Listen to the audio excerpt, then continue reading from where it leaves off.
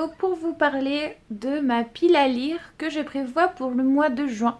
Vous me voyez exactement dans la même tenue que pour la vidéo que j'ai fait à propos de mon bilan de mois de mai. Normal, j'enchaîne les deux vidéos puisque au mois de mai j'ai été overbookée et au mois de juin là je sens que je vais l'être aussi. Donc j'enchaîne les deux tournages. Les deux vidéos seront postées je pense une dimanche et une le mercredi d'après.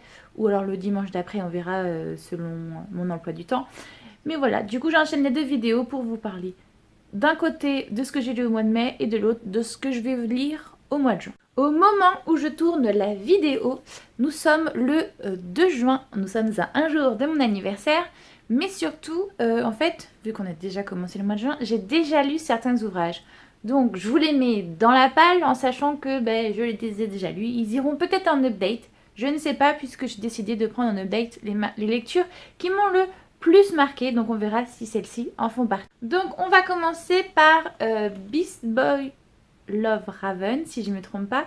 C'est l'histoire, j'ai déjà lu l'histoire de Beast Boy Twin Teen ou Teen Titan, un truc comme ça. L'histoire de Raven. Et là c'est une histoire où les deux se rencontrent et c'est trop mignon. Oh là là!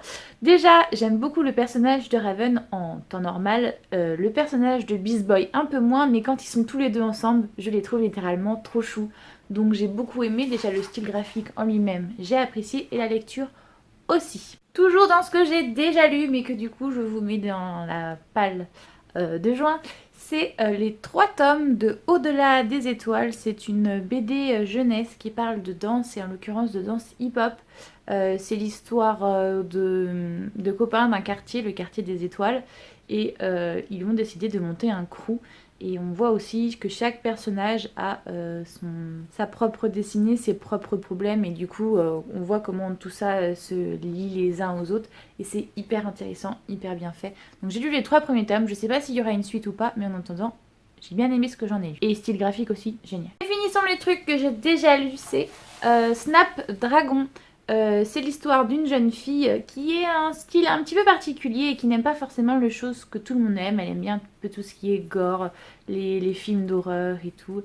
Et elle va rencontrer une personne âgée dans son village qui est considérée comme une sorcière parce qu'elle mangerait les animaux. Un jour, son chien à elle, la jeune fille, va disparaître et elle va se rendre compte que son chien est chez cette vieille femme, et du coup il y a une relation qui va commencer à naître entre ces deux personnes parce qu'elle va découvrir qu'en fait malgré les apparences cette personne n'est pas ce que l'on pourrait croire.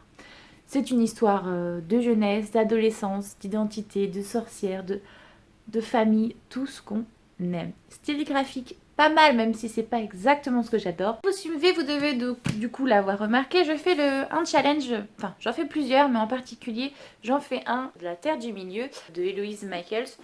En l'occurrence, on a un livre bonus ce mois-ci.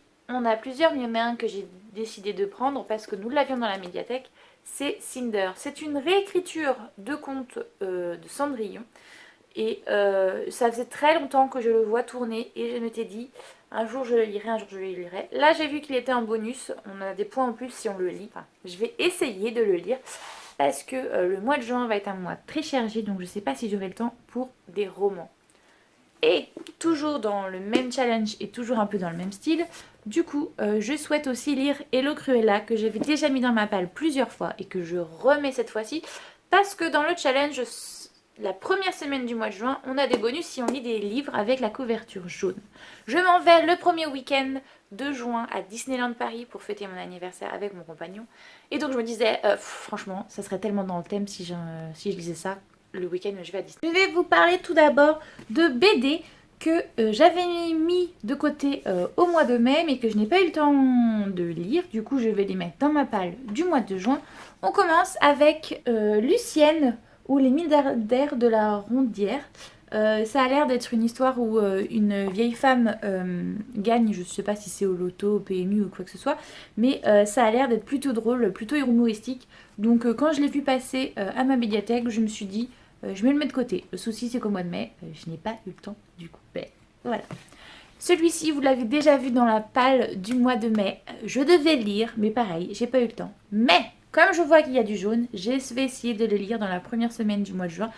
Je vais me botter les fesses un petit peu pour le lire le plus rapidement possible. Toujours dans les trucs que je m'étais mis de côté au mois de mai mais que je n'ai pas eu le temps de lire, il y a Le Syndrome E qui est une adaptation d'un livre de Frank Ziller que je voulais lire. Mais comme je suis pas trop adepte de tout ce qui est policier, des thrillers et tout, je me suis dit une petite BD ça te prendra pas beaucoup de temps et voilà, tu y arriveras peut-être un petit peu mieux. Donc je me l'étais mis de côté mais j'ai pas eu le temps de le... Comme j'arrête pas de vous le dire, je n'ai pas eu le temps de lire. Donc du coup, j'essaye de me le mettre au mois de juin en priant pour que ça passe. Dans le même genre, enfin, pas dans le même genre littéraire, mais dans le même genre, dans la même catégorie de... J'ai voulu le lire, mais j'ai pas eu le temps. J'ai réussi à choper les 3 premiers tomes de U4 ou U4, je sais pas comment vous le prononcez, en bande dessinée, tout pareil. De ce que j'en ai compris, c'est du dystopique, c'est de la jeunesse, donc il y a forte chance que ça me plaise. Donc je me les ai mis de côté et on verra bien si j'arrive à en faire quelque chose ce mois-ci. Donc j'en ai fini avec la catégorie je voulais les lire mais j'ai pas eu le temps de les lire le mois dernier. Là j'attaque avec les nouveautés, même si j'en ai déjà commencé à en lire plusieurs des nouveautés qui viennent dans ma médiathèque. Là je vous présente un petit... Enfin, ça va être que les BD que je vais vous présenter pour le moment. Et à la fin il meurt. En fait c'est une histoire qui nous raconte plus précisément les contes, les vraies histoires. Il y a toute une analyse derrière sur ce que ça raconte sur la société, sur l'époque, sur les mœurs. Et ça a l'air pas mal intéressant, pas mal satirique. Et du coup, ça m'a interpellée, moi qui aime beaucoup les contes, et voir derrière le décor. Autre nouveauté qui m'a fait de l'œil, c'est La Dame Blanche. C'est l'histoire d'une infirmière ou d'une aide-soignante, je sais plus, qui travaille dans un EHPAD ou dans un centre, mais qui est là pour accompagner les personnes âgées dans le centre où elles sont. Et surtout, c'est comment ce métier est assez difficile et assez prenant aussi bien psychologiquement que physiquement. Et donc ça m'intéressait, c'est le boulot de ma sœur, donc j'en connais déjà un peu un rayon, mais ça m'intéressait de lire et de voir ce que cette BD en faisait. Une autre BD, c'est Wako Horror. C'est l'histoire d'une femme qui veut devenir reporter, journaliste pendant la période de la ségrégation aux États-Unis. J'en sais pas trop plus, je sais juste que c'est une histoire vraie et comment dire que féministe, ségrégation et histoire vraie, en général, ça ne peut que faire vibrer mon petit cœur, même si au niveau graphiste, je pense que le graphisme ne va pas du tout me plaire et que l'histoire va être vachement triste. Mais on va essayer de faire abstraction et de rentrer dans l'histoire quand même. Dans le genre, j'ai lu le tome 1, le tome 2, quand j'ai vu le tome 3 qui a failli me glisser entre les mains parce que je ne l'avais pas repéré dans la pile, finalement je l'ai récupéré et je compte bien le lire. C'est l'histoire de 5 jeunes adolescents qui se retrouvent avec un pouvoir, c'est d'être omniscient. En fait, tout le savoir qui a été acquis au fil des siècles, ils possèdent tout, que ce soit de la physique, de l'art, de la science, enfin bref, tout ce qui existe, ils le savent. C'est aussi simple que ça. C'est une quête à la fois de pouvoir, de comprendre d'où vient leur pouvoir, leurs origines et tout et tout. Donc, j'ai lu les 2 premiers tomes. Hâte de voir le tome 3 pour voir comment ça évolue. Comme vous allez le voir sur la couverture, parce que c'est affiché juste ici, ceci est un coup de cœur de ma collègue et responsable de la médiathèque là où je travaille, Nadouya. C'est l'histoire d'une femme d'une squaw, si je me trompe pas, et apparemment son cœur va lui être arraché 2 fois.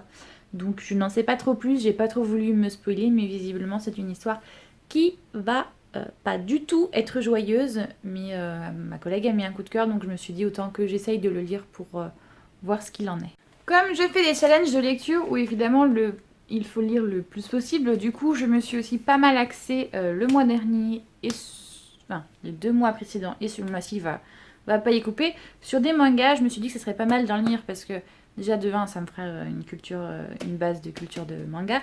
Et en plus, ça fait des pages, des points bonus pour mes équipes. Donc c'est parfait. Je me suis mis de côté Iruma à l'école des démons. Je me suis mis les 6 premiers tomes de côté pour pouvoir me faire une idée sur cette saga. C'est de la jeunesse. Je ne sais pas de quoi ça parle, mais je suppose que c'est une jeune fille qui va finir dans une école de démons, comme le titre l'indique. Donc c'est de la jeunesse, je sais pas à quoi m'attendre, mais si ce n'est qu'à mon avis je vais passer un bon moment et puis au pire, si je passe pas un bon moment j'arrête et puis on n'en parle plus. Pour cette saga-là de manga, Bride Story, je me suis fait totalement influencer par Tibou, une youtubeuse qui a dit qu'elle les a lus et qui les a énormément aimés. J'ai vu qu'on avait 5 tomes à ma médiathèque, je me suis dit ben, autant les lire si on les a. Donc ça a l'air d'être sur, comment on appelle ça, sur les traditions, pas des Mongols mais des nomades de cette région-là. Ça va me sortir un peu justement de l'Occident et de nos traditions à nous, donc ça va me dépayser peut-être. Pour ces mangas-là, j'avoue m'être fait complètement happer par les couleurs flashy. Voilà. Quand j'ai vu ça, je me suis dit « Oh, ça a l'air frais, ça a l'air cool !»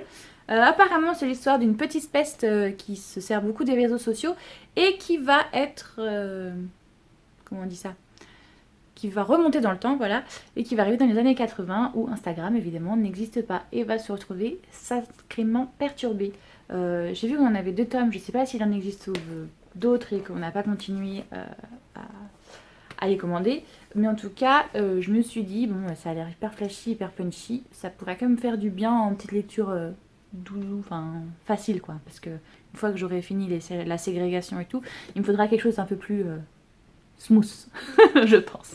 Je voulais du smooth parce que oui, j'ai pris des choses aussi qui ne sont pas très joyeuses, comme celui-ci, cette trilogie. Le prix du reste de ma vie, c'est l'histoire d'un jeune homme qui n'a plus trop le goût à quoi que ce soit et qui va décider de vendre en fait son espérance de vie dans un magasin, c'est possible, sauf ces 3 derniers mois et du coup il va essayer de vivre à fond ces 3 derniers mois puisqu'il sait qu'il ne lui reste que ça. Ça a l'air aussi chouette que ça a l'air déroutant, je pense que ça va être un petit peu badant, mais on va faire avec. J'ai encore une autre saga de manga que je m'étais mis de côté mais que je n'ai pas réussi à mettre dedans.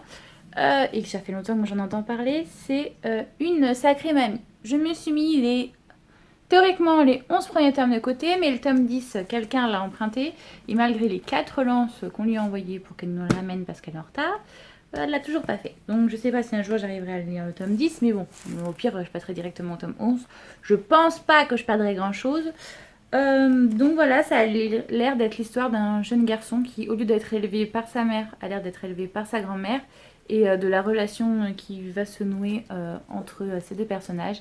Et j'avoue que ça a l'air d'être mignon, d'être simple à lire. Pour un peu l'histoire est hyper triste, je n'en sais rien, mais du coup je me suis dit que ça fait partie maintenant, j'ai l'impression, des classiques à lire dans les mangas, donc autant que je m'y mette. Je vais essayer de me faire aussi une autre saga, c'est Iris Zero. C'est l'histoire d'un jeune homme qui n'a pas de pouvoir à l'inverse des autres, donc en gros il s'enferme dans une espèce de solitude jusqu'au jour où une personne, une jeune fille populaire, va venir le tirer de sa tour d'ivoire. Et du coup je ne sais pas d'autre de quoi ça s'agit, mais je me suis dit que c'est pareil, ça a l'air mignonnet, et donc pourquoi pas le lire, ça m'a attiré, on verra ce que ça donne. C'est pas dit que ça me plaît. Il me reste une seule chose, c'est Le Prince Brisé, que je vais écouter sur lui en livre audio parce que je ne l'ai pas en papier, je ne l'ai pas en numérique. Mais j'ai le tome 1, 3 et 4 en papier et ça m'agace. Mais j'ai pas envie de l'acheter si ça va pas me plaire. Donc du coup, je me le suis pris en audio-livre. Et en plus, il est jaune dans la couverture, donc il va pouvoir être utile pour le challenge que je vous ai parlé au tout début de la vidéo. Donc c'est de la New Romance. Alors ça fait très longtemps que j'ai lu le premier tome, si je me souviens bien, c'est une jeune fille qui vient des bas quartiers en gros et qui va se faire adopter par un ami de son père ou de sa mère, je sais plus, mais qui lui du coup est très riche. Et du coup il va y avoir une espèce de différence des classes parce qu'il a plusieurs fils, dont un avec qui il va se nouer à la fois une relation aime-moi, je te fuis, fuis-moi, je te suis. En gros, c'est un hate lover, ennemi amoureux. Donc le premier tome était beaucoup plus axé sur elle, et j'ai l'impression que le deuxième tome va être beaucoup plus axé sur lui. J'en suis pas sûre, je vous dirai, pas en lisant, du coup en l'écoutant. Et voilà, je crois que j'ai fait le tour de à peu près tout ce que j'ai prévu de lire pour le mois de juin. Évidemment, il y a de fortes chances que ça change, que ça fluctue, parce que on reçoit des nouveautés en ce moment à la médiathèque et donc du coup j'ai envie de sauter dessus tout de suite. Que selon mes envies aussi, je sois plus attirée par un genre que par un autre. Et mon mois de juin va être très compact. Il y a mon anniversaire, on va à Disneyland, je dois voir des amis, on a des fêtes de famille, je fais le Hellfest, on part en vacances. Je bosse aussi entre tout ça, donc je ne sais pas si je vais réussir à lire tout ça et si je vais réussir à en lire ou plus même, mais je vais tout faire pour.